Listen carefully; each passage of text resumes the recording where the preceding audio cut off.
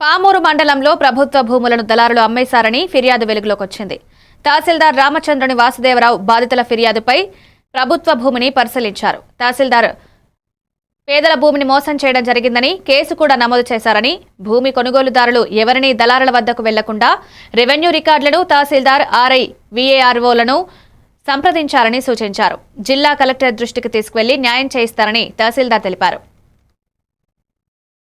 మధ్యవర్తులు ఎవరు కూడా ఎటువంటి ప్రమేయం లేకుండా భూమి కొనదలుచుకున్న మధ్యతరగతి కుటుంబాలు అయితేనేమి, నిరుపేద కుటుంబాలు అయితేనేమి, వారందరూ కూడా మన తహసీల్దార్ గారి కార్యాలయంలో విఆర్ఓని కానీ లేకపోతే తహసీల్దార్ ఆఫీస్లో సిబ్బందిని కానీ కనుక మీరు సంప్రదిస్తే ఆ భూమికి సంబంధించిన వివరాలు కూడా మీకు కరెక్ట్గా చెప్తారు. అందుకని ఆ వివరాలు తీసుకొని మీరు కొనుగోలు చేయవలసిందిగా మనవి చేస్తున్నాను. ఇంకెవరు కూడా ఈ విధంగా వెనుకబడిన వర్గాలు ఎవరు కూడా మోసపోకుండా ఉండాలని మాత్రం మేము చెప్తున్నాము. అలాగే వీళ్ళని ఎవరైతే మోసగించారో వాళ్ళ మీద కూడా వీళ్ళు క్రిమినల్ కేసు కూడా పెట్టడం జరిగింది పోలీస్ స్టేషన్లో, స్థానిక పోలీస్ స్టేషన్లో. వాళ్ళ ఎఫ్ఐఆర్ కాపీ కూడా మాకు ఇప్పుడు ఇవ్వడం జరిగింది కాబట్టి వారి మీద చట్టపరమైన చర్యలు కూడా తీసుకోబడతాయని చెప్పేసి తెలియజేస్తున్నాం. భూమి యొక్క ధరలు